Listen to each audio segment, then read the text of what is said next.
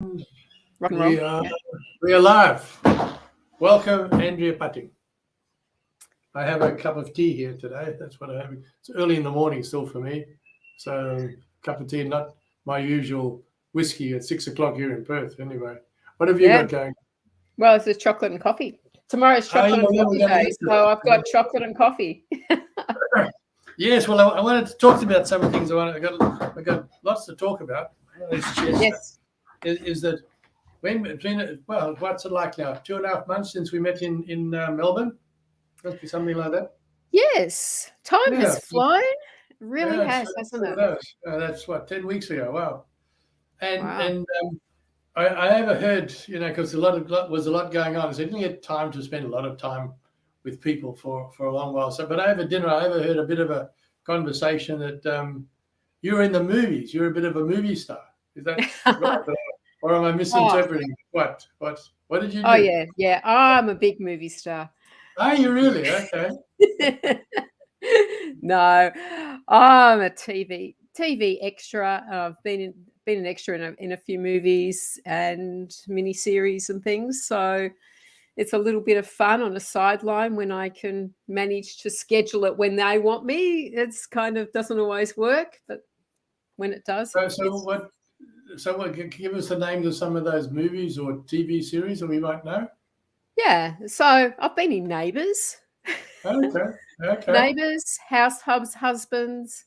There was a ABC Kids series called The Investigators. I was in a few series of that. Okay. I was in the mini-series Picnic at Hanging Rock. Oh, okay. Yeah, and a couple of movies. I was in a Chinese movie, which was interesting. A Chinese movie about a tennis player called Li Na. Oh, okay. So what? So if I got this right, okay. So Bruce Willis is at the lights, right, ready to chase the bad guy. Okay, that's a pedestrian crossing. You're one of those people who walks across the pedestrian crossing. Eh? Is that it? Yeah. Yeah. Sort of we're officially called The Background. The background. That sounds a bit demeaning, doesn't it? It does. But it really puts a different perspective on it. So when I watch a TV show now and I see the extras walking along, I just kind of go, I put myself in that scene. It's like, now you're told you've got to listen carefully. And when they say this word, then you are to go from A to B. Or you're to do this, take a sip of your drink or something. And it's fun. It's also boring, but it's also fun and interesting. And there's times you've got to have a conversation. They say, well, you've got to have this conversation, but don't say a word. And you just kind of. So you got to look like you're talking in the background. Yeah.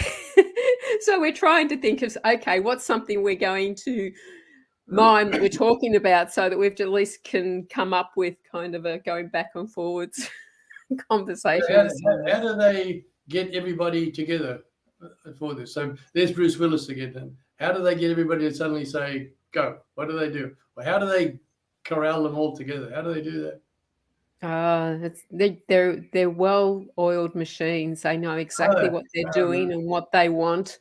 Okay. So yeah, it is camera action. It's the clapperboard that goes. Okay. Yeah. That's interesting. Yeah. So tell me a bit about yourself. So I was reading here about from your website. What could you give us a bit about your background? Okay, I know you live in Melbourne, in a little bit out of Melbourne, in Victoria. Were you a Melbourne girl born and raised? I am. Yeah. Oh. I was born in Melbourne and have lived, and I did have a time when I lived in Adelaide. I lived in Adelaide for 9 years. My husband's from Adelaide, and we thought we'd give that a go, but we moved back, which pleased me greatly.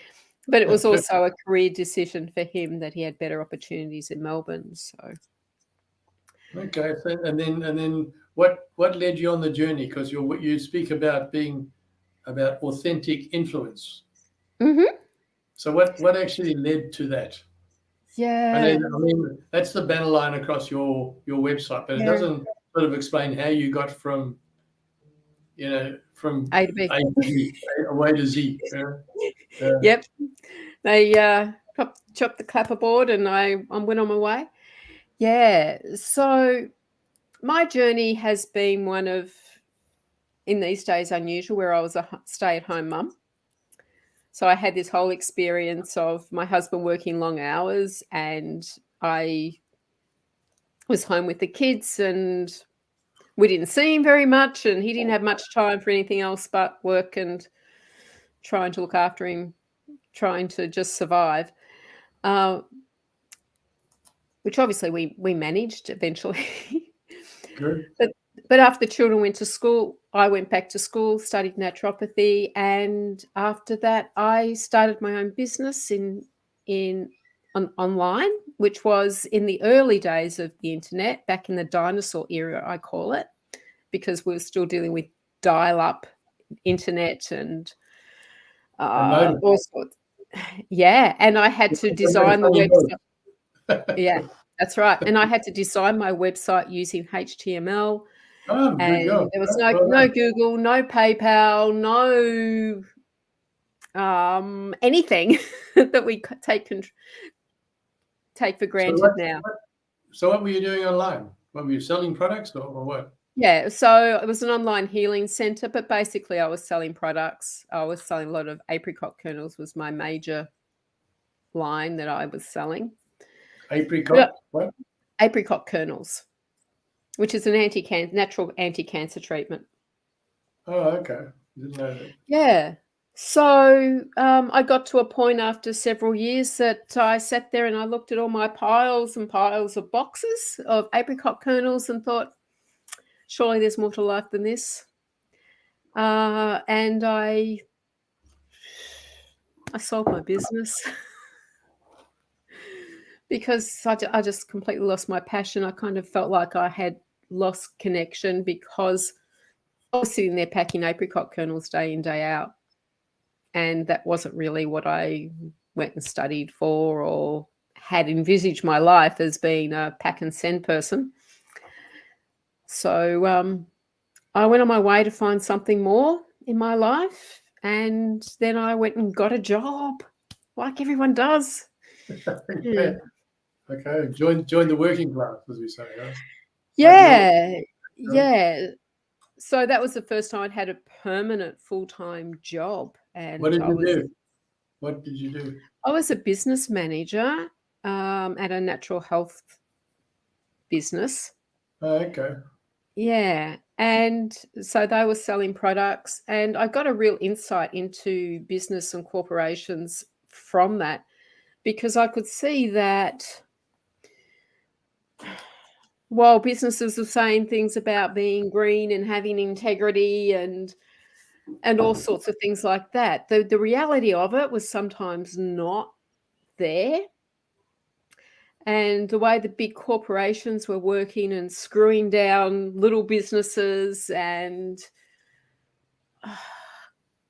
it just really ate at my heart. It was just so hard to deal with from my perspective because that's not who I am or how I operate, to see that cutthroat kind of world. I got to a point that I just couldn't work there anymore. For various reasons, I just saw that everyone was losing their passion. Well, nobody had any passion. It was just kind of like you just go in, do the job, and everyone was just kind of on this survival mode, and nobody was thriving. Nobody was. You mean they were just going through the paces? Yeah. And I was Through. seeing that across the board because now that I was seeing it, and I would talk to other people about it who'd been working many, many more years than I had, and they were just kind of, well, that's life. Wouldn't they just kind of accepted that was the life that they were having? That's what it meant to go to work every day. And to me, that wasn't right, and that's not how it should be. And I understood also from the perspective of I'd been watching my husband for years and seeing what working was doing to him and feeling like there was, while he was good at what he was doing, it wasn't feeling that sense of calling, a sense of purpose in life. Can I ask you a question? There's this company you're working for and how you describe them, their vision and mission statements and all of that good stuff. And they probably said things like, our greatest asset is our people, such stuff like that. But then if you have that compared to what you saw, that was the gap there. Was there a gap there between what they were saying on their website and the CEO stood up and spoke, and what you saw the people on the ground doing or being affected? Yeah. Well, there was a few gaps like that. It was also the other aspects to that. I just saw that what I have seen is that companies would have values listed. These are our values. But when you get into the core of it, you go, I have a real problem with that. That might not be really the value you're living every day in this business. Exactly. And the image that they put out may not be the truth of the matter. No, it is, and I think having been in business for a long time is that, and consulted to a lot of businesses, the problem actually it's an endemic problem, and I'm interested to see how you would look to solve this, because the investors or the board point a CEO, and they give him a package and they say this is your base salary, but the real bucks are if you do this, increase the profit, if they're a listed company, the share price, blah blah blah, Yeah, that's his package. So he sits back and thinks, well, every CEO around here lasts 5 years. Okay, that's it. It's not my business. I'm just the CEO. I'm just a custodian for a play. That's why they whip the horse as hard as they can to achieve all of those things, because that's what he's to do. So he writes all those values and stuff down, but that's where it comes from. So how do you? I don't know how you're going to address that. What's your thoughts on that? How would you? I mean, is it fixable even? I don't know. Yeah, I believe it is, and I've done a lot of research. I've done a lot of research in this area of what other businesses are doing that are highly successful, and it's really turning that around. While the productivity, innovation, and profit is really important, because that's how you survive. You've got to have that. The way that we get that is not by whipping the horse. It's by offering the horse some sugar. I don't know if that's a really good analogy. I haven't used that one before. Okay, it'll work. Yeah. But it's like when you're bringing up your children or training a dog. You don't get the best out of the dog when you're whipping it, do you? No, when you're treating it badly. You get it when you give it treats. So I'm not saying that we're going to bribe our staff, but we need to give them what it is that they need, that makes them feel like their life has a purpose. Okay. So when they go to work and feel like their life has purpose and that they're making a difference in the world, then they are going to be more productive. They want to see the business survive, because they can see that the business is doing more than just earning a quick buck. I'm interested in what you're saying. Are you familiar with the German health brand called Weleda, Weleda? Yes, I am. Yep. Okay. So in Johannesburg, right? They're made under license there. Yeah. Okay. And the fellow who started that business, I consulted to them because all their IT stuff was a muddle, and they called me in to fix that. So I got to meet him. He started this. He actually started, as well as that that whole principle in the Waldorf school system. Yes, I do. Yeah. So he started all of that. He started all of that in South Africa. So all of these these principles, and he bought farms for the factory it was all natural medicines and that. And he had this long story how he started it, because he always ate in the canteen. There was only one canteen. Okay, there wasn't like layers of canteens. Okay, with different levels of food. There was one, and he would come in. He would come in, and if there was an empty chair anywhere, that's where he'd sit.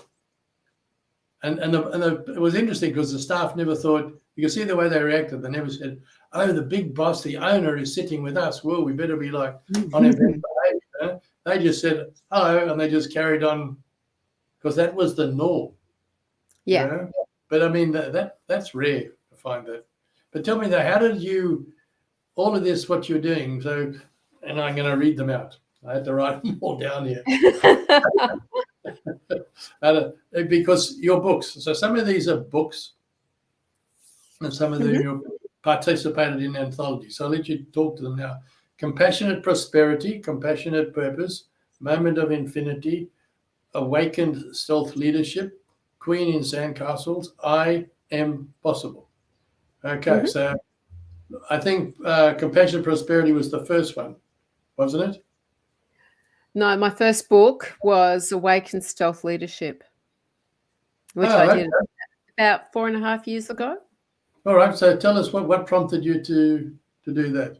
I mean, obviously out of this, but there's a leap between having a thought and putting a word on another word. I know. So I've been researching and developing ideas about this whole thing, about how businesses need to change the way they look at things, and how do we give employees a better lifestyle, a better peace of mind, a better purpose in life. And at that time, I met up with a man who had had a PhD in employee engagement. Okay. And so we met several times, and we decided that we would start to put together this idea, this model, and from that came the book. So he was an Indian gentleman, and he, when we got to the point of publishing the book, he went back to India and was promoting the idea. He was connecting with universities and corporations, employing engagement. I can't even remember what they were now. Banks and all sorts of things. And just before he came back, he passed away with a heart attack. So the book kind of got sidetracked. And I keep looking at it and thinking, I've got to revamp that. So that may be a project for next year or the year after. Did that lead to your? I know you do a lot of speaking engagements. Did that lead to speaking engagements or consulting or what? Not so much, because of that situation, it was like, well, what do I do with this? How do I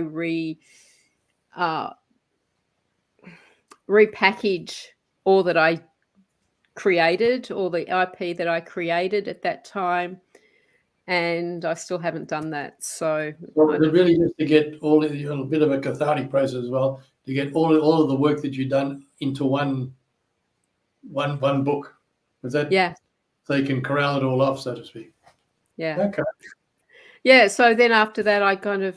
What was next? Yeah. So after that, at that time, I was looking at starting a podcast, Social Mission Revolution, where I was speaking to people about how they became involved in social missions and how that affects their business. How does that change the way that they operate in business? How does that change the way their employees feel about business, and how does that make them feel? So I started doing the podcast. So I'd done that for 4 years, and from that came the next 2 books. Which ones? The compassionate ones? Yes. So Compassionate Prosperity, When Success is Not Enough. Okay. So that one is directed towards businesses and talks about the why, the how, and what's important about developing social mission in business, and with examples of about 20 other businesses that I've taken from the podcast in how they've incorporated social mission in their business. So social mission, when I talk about social mission, I'm talking about those activities that are outside of the let's make money mode. It's the things that you are doing. People would say give back, pay forward. I call being of service to the community. I think being of service is a good thing. I noticed that a thing is that because I've had jobs in IT, a chief information officer in large corporations in Dubai and that, which gets quite big and that. But people don't often seem to understand that you're really just a custodian. Yeah.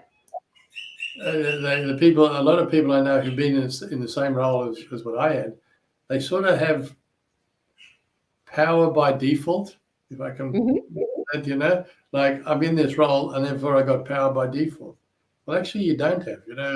You're a custodian of this thing that you have to deliver, and also your time is, you're not going to be there forever, but you may think you're going to be when you start off, but it never happens.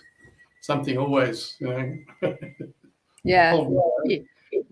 You get detoured by a variety of different things, and that's life. So did that lead to you doing the speaking engagements? Oh, speaking has been a constant in my life ever since I was a small child. So I speak about various things. Chocolate and coffee day is one of them. Chocolate and coffee. Yeah, chocolate and coffee. Chocolate and coffee day for religious harmony. Yes, that's tomorrow. So I can see the 15th of December. I can see a bunch of ladies sitting together and having coffee and chocolate. That I can see. But what's with the religious harmony phrase on the end? Yeah, I use religious harmony less and less because I see a greater image of it. Yes, it's great for religious harmony, but it's also racial, cultural. Anybody that's different. It might be somebody of different ability, someone from a different social group. Just so it's just the concept of speaking to someone who is different to you and getting to know them, getting to understand that their story is different to yours, that they have a different perspective than you. But that whole thing started from, it was my response to the Lindt Chocolate Cafe siege in 2015. Oh, yeah. Okay. 14, 15. I keep getting my years mixed up. Great. Anyway, so with that, when a gunman carrying an ISIS flag stormed the cafe and took them hostage and left 2 innocent victims passed away, as well as the gunman. When they feared that there might be retaliation against the Muslim community, what happened instead was 150,000 people went on social media with the hashtag "I will ride with you," offering to ride with Muslims to ensure that they were safe on their journeys. So it was a different response. We had a response of the pouring out of love and acceptance. And we tend to leave things there. We tend not to make a ongoing commitment to things like that. We just kind of get into the complacency. I often call it we're the silent majority. The minority are the ones who get up and do the hate talk and all that kind of stuff. We don't want. Instead, the majority should be standing up and saying, "Hey, this is the world we want to live in. We want to be in a world where people love and accept each other for who they are." So, do you think that the people who've got, let's say, the silent majority are just busy with their lives and they don't get around to like leaping on social media and putting stuff up? Where the people who seem to have more time on their hands to write all these these hate speech stuff, you know. Absolutely. So there's two sides to that. One is that we're often blind to what's happening to start with. I was with somebody one day and I'm having a conversation, and the gentleman we were having the conversation with said that he felt like he had to change his name because of the racial thing in Australia, that if he changed his name, he would be more accepted. And the friend that I was with, she was just horrified. She said, surely you don't need to do that. And it was just like, well, okay. And I kind of got worked up about that. It was like, no, you don't understand. We don't see that because we're white women with, Anglo-Saxon type of backgrounds. Although I don't call myself Anglo-Saxon, but you know what I'm talking about, a Caucasian. Yeah. And so we don't see that. We don't get that. But other people are experiencing that all the time. So part of it is that we're blind to that. We don't want it to happen, but we're blind to the fact that it does happen. Carry on. Yeah. So the other thing is about having chocolate and coffee day is that I'm giving people the opportunity to just once a year make that statement, to just kind of stop and think about it for a minute and go, well, yes, this is important to me. I'm going to make a stand. I'm going to make it known that this is what I believe in by doing that simple thing of reaching out to someone who is different to me and sharing their chocolate and coffee. So it's more about harmony per se than specifically religious harmony. Yeah. Okay. I think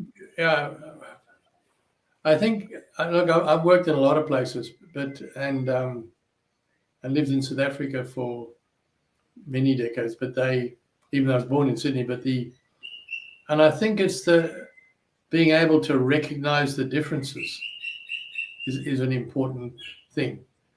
Mm-hmm. I mean, funny little things is that, like, having lived in South Africa's got huge racial problems at the moment. Yes. Against the whites there. Okay. But if you go into places like even Angola, where I've been, I've worked, Tanzania, Kenya.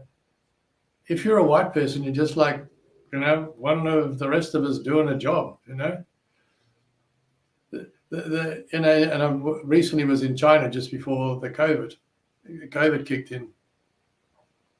And there it is. But the most striking place was, I also worked with the Japanese, is that they almost like state it, like without saying the words, you're different to us. Okay, noted. Let's get on with the job. Okay. It's just like, yes, you're different. So let's move on. Not like, let's move on. Yeah, like, yeah, I see that, Yeah. Yeah. So part of what I encourage with chocolate and coffee, when people have a chocolate and coffee break, is to acknowledge the differences, to listen to the differences and understand them. But when we do that, what actually happens is that it turns around and we start to see the sameness. We start to see how someone is similar to us. Yes, they might be different in one way, but there are other ways that we are the same. Yeah, there are a lot of things you mentioned about people changing their names through circumstance with my IT work. It's a long yarn, but anyway, I went up running a footwear factory. It was owned by this Jewish family. And the grandfather had come out to Johannesburg, a long time ago, actually during the times of the gold rushes in Johannesburg. Okay. And his surname was Todorovic. And in that period in time, there was a lot of anti-Semitism. So in order for them to get the business going, he changed his name to Dodo. Okay. So that's what they were known as. They were known as the, I know they were, quite devout Jewish family, but that was it. And their name was Todorovic. But I asked them what happened. They told me, no. Yeah. No, it was quite, no, like I can tell you stories about that. To bore you with. Your next book. So we're up to number 3. So what was next? So we dealt with compassion, prosperity, and purpose, haven't we?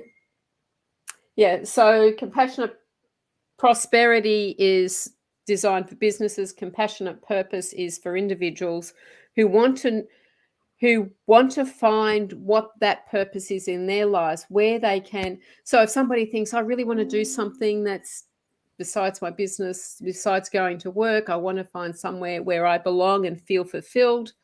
That's what compassionate purpose is for. So if somebody wants, for example, you want to say, I'd really like to volunteer somewhere. But so compassionate purpose, you go through the process, it'll help you to find that's something that speaks to you, something that really touches your heart that you're going to feel fulfilled in doing. Well, we have a little bit of that going on here. I also believe that doing charity work is what you should do in one way or another. Yeah. But one day we were driving back in the car here to our house, and it was at night, and there was an ad looking for volunteers for Guide Dogs WA.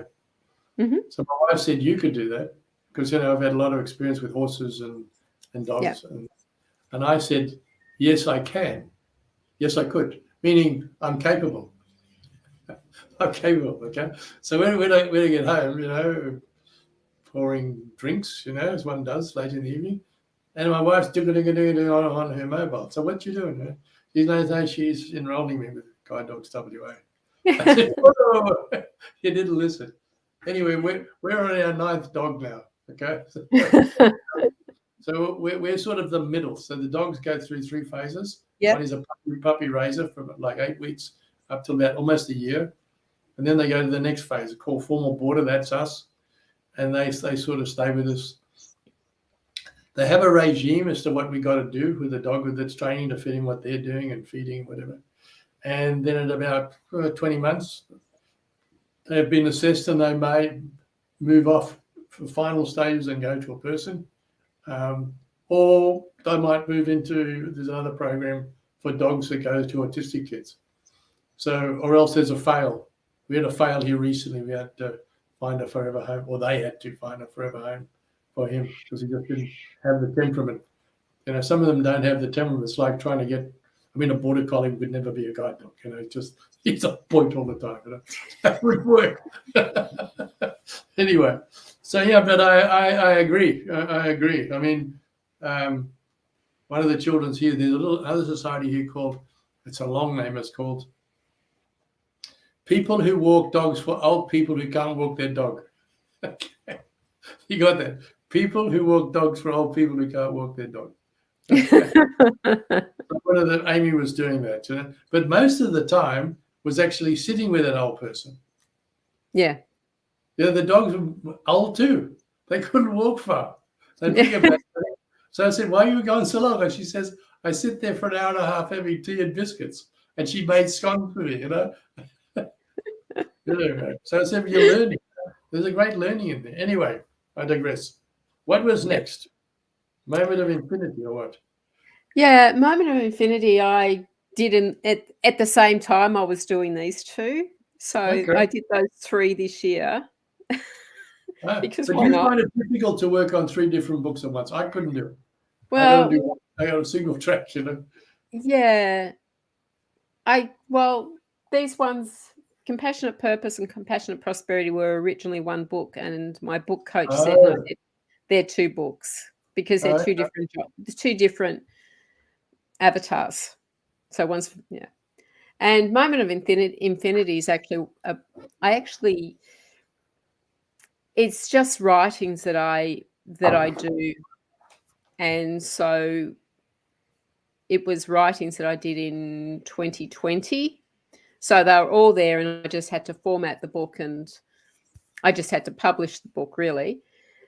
So I did at the same time, basically. All righty. So that leaves us. That's spiritual writings. So. Sorry, just elaborate upon that. So Moment of Infinity is daily. What do I call it? I can't remember now. Anthology of daily devotions. So, collection of reflections, stories, and psalms. It's just writings that I've done. Is that all yours, or is it a lot of people contributed to that? No, that's just mine. Okay. So what we are? What is? So I'm just thinking, what's the spiritual aspect of it that you speak of? I'm yeah, not deliberately not using the word religious. I say, what's the no, spiritual it's not. aspect? It's not religious. It's spiritual. It's kind of on the mystic range of writings. Okay. Yeah. So I've got 2021 that I still haven't finished editing to go, and 2022. So I kind of do those for my own pleasure, and then I've got my stuff written in a book, and it's nice. But if other people want to buy it and read it, then I'm happy for them to do so. Okay, excellent. So, and the next, what came next? Queen in Sandcastles or I Am Possible? I Am Possible, that came in the middle of all this as well. In the middle. Okay. Both of them. So, what have you got like a big desk with all of these half-written manuscripts or what? No. So I Am Possible is a collaborative book, and so is Queens of Sandcastles. They're both collaborative books where I've participated in and provided a chapter for. Okay. So they're different ones. So, you're throwing, people want you to write a chapter, and I don't always do them, and I don't know how many I'll do in the future, but they're what couple that I have done. So what actually comes first in your mind? The speaking or the writing? You write and then you think, oh, I'm going to talk about this, and you go into the stage. Or you're talking about something, let's say compassion, prosperity, the business side, and you realize, hang on, this actually has a bit more to do with people. I should write about people as well. Does it happen? How does it happen? How does it come about? That's really interesting. That's a good question, because you can't, to get up and speak about something, you really got to sit down and write.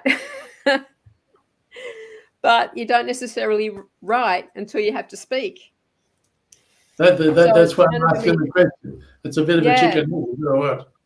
Yeah, so sometimes it's about, can you come and share on this topic? So I thought, okay, all right. Or other times it's the other way, that I've written all this, I have all this content and I have a message to share. So it's kind of a mix. When I have volumes of articles and things that I have written, so a lot of the stuff that I then speak about comes from that, in me developing ideas and concepts come through from sitting down and writing articles. So I come up with a topic that I want to share, and I write about it, and from that then comes the speech, or the other way around. It goes both ways. I get it. You can suddenly be talking about something and you suddenly think, hang on, there's a little hook over here. Should make a note about that before I forget it, and come back to that. And it's interesting about these things. I did some work for some months in India for a software company, and I was up there, a place called what's it called now? Come meet us now. But anyway, so the fellow who owns the company, it's like all these things, they grow very big. It's now got over 1,000 employees, and he was what we would call a spiritual person, less so than a religious person. He used to have their Bible open up on a pedestal every day and go and read a couple of chapters and come back. So you wouldn't say him as a religious man. So, and I asked him one day, I know him very well, so I said, why do you Indians have so many gods? You got a god for this, a god for that. I said, you got what, like, I think it was 1,000 gods or something like that. I said, we just got one. And he says, that Mike, that's easy. He said, because God's very complicated. We don't see him as that you can actually just see him with one face. And that's always stuck with me. I thought that's actually very good. I actually can apply to any religion. I thought any religion was that. So yeah, so he pointed me in a direction of while I was there working to visit a lot of the local ashrams of all the different people. Even that fella, remember that Netflix thing, It's a Wild Country, about those people who went off to, was it Oregon? And they opened up that big thing. They even came into Perth and tried to open up a branch. They used to call them the Orange people when they came. Yes, I remember the Orange people. Okay, they were in Oregon first of all, and his ashram was in Pune. Pune was the place, Pune. And when I went there, he'd been dead a long time. Okay, but I went through it. So it was like a cult. You were directed, organized. It was hectic. But I even wound up one time. He directed me. I wound up through there at the original Hare Krishna temple in Mumbai. Mm-hmm. And I'd been there for hours, and they directed me around the back to come and eat. And I had a little ticket. So I go around the back. There was a food vendor. I gave it to him, and he said, no, you go around there. But they just point, no one speaks English. Go around the back. And I sit there, I walk in this room, and they push me to sit with all these other people sitting around. And they got like rice and all sorts of dals there. So I sit and I wait. And they give me a banana leaf, and they just pile the food on. And couldn't figure out, unless you do that, they'll just keep piling it, And at the end of it, they go to a tap, and they give you a little bit of water out of a tap. Now, you know what rule number 1 is in India. So yeah, don't drink the water. So at the end of it, they sort of point at the water like, what, So I drank it, and nothing happened. That was good news. But I think it was quite interesting. He was like well read on all religions, and wasn't fazed by their different views of God, whatever you want to call God. It was quite interesting. I spent a lot of time with him. So we're digressing. So what's your next project? Are you speaking? Will you be speaking more or writing more? Let me put that question to you. Or 50-50? Yeah, I would hope both. Definitely speaking more.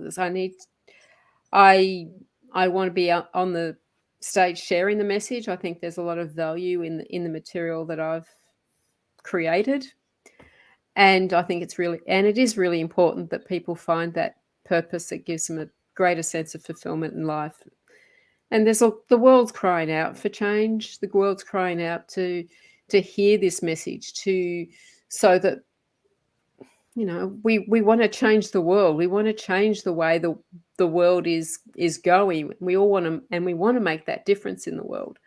So sharing that message, sharing what I've provided in the books, I think is really important. And I'll always write, which is an interesting thing.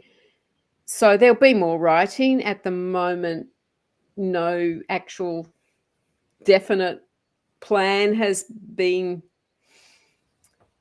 conceived.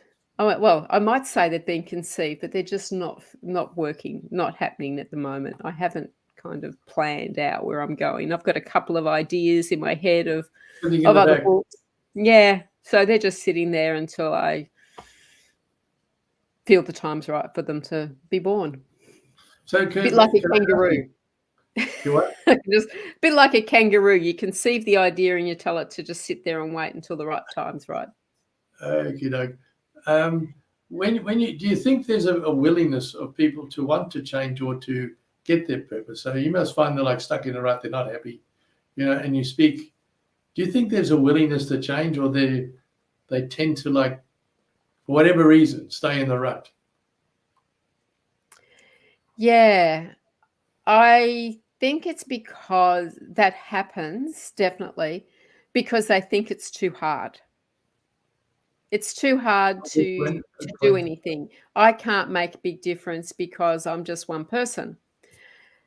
And I don't have time is a big thing. All sorts of excuses, which are completely valid. However, as I point out in Compassionate Purpose, it doesn't have to be a big thing. It can be in the simple things in life.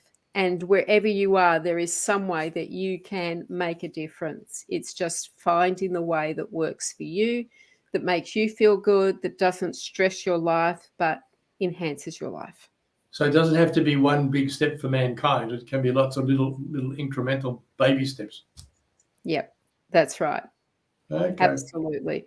So I even talk about my mother in there, who is 86 and struggling with her health and all sorts of things. But as far as she's concerned, what her purpose is is when she goes down the street, she stops and talks to someone and makes them feel good just by connecting with them. If she's in hospital, she'll wander around the wards and find someone to talk to.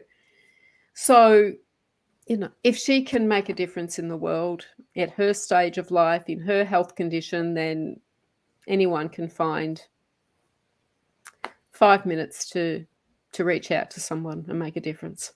I think that's great. I think that's a wonderful note to close on. So I want to thank you for participating in the interview today. Okay. Thank you, Mike. It's been fun. That's been fun. And we look forward to seeing your next book and hearing more of your talks. Thank you, Mike. Really appreciate it. Cheers. Bye. Bye.